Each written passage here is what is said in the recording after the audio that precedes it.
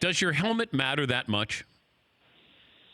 Well, I played when they wore a leather helmet, Dan, and then I played when they wore a Billy Kilmer face mask. I think the comfortability does. You put it on and you get the headache and it starts to pinch, or maybe somebody doesn't like the way the visuals out of it come.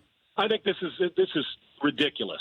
Everybody adjusts just like you do in business, you do in life, you do with rules, you do with salaries, you do with new quarterback. You adjust. This is much ado about nothing. I understand comfort. We all want it to be perfect, the uniform to fit right. But, Dan, adjustments. When I played in high school, and you know this, you put suspension helmets. There wasn't anything in them. So then you put on the bike helmet and you pressurize it. And then the next thing and the next thing. Yeah, we'd all like it to fit perfect, but you make a lot of money, about $50 million worth, to deal with it. Find a helmet that fits. I don't like the built-in excuse for a great football player. I hate it, as a matter of fact. Yes, it matters. Yes, there's a comfort level, but there's also a point in time we beg our athletes to overcome adversity and to deal with change. Antonio Brown and anybody else has to deal with change. If all the other dudes can do it, you can do it too. And if you don't, if that affects his game, then he's not the type of player or competitor I thought he was and that I think he is.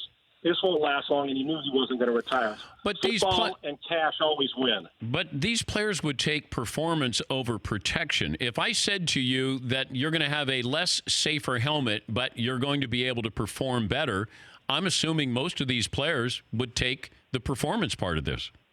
9 out of 10 would say I'll take performance as opposed to 2 extra pounds on my helmet, the extra thickness. Dan, it even gets to the point that when you dress it in the locker room and you put your helmet on and get a look at yourself, some of these helmets, you don't even like the look of it. Honestly, the visual for some guys, man, it doesn't quite fit right like my towel. It doesn't look right. What's it going to look like when I'm running routes? Even that, you are 100% correct. If they said, well, it increases 60% concussion-wise if you wear your old helmet as opposed to the new one, but it's going to feel good, 90% of the players in this league would say, I'll take the comfort and how I look and feel as opposed to that concussion, because it's never going to happen to me. Only injuries happen to somebody else.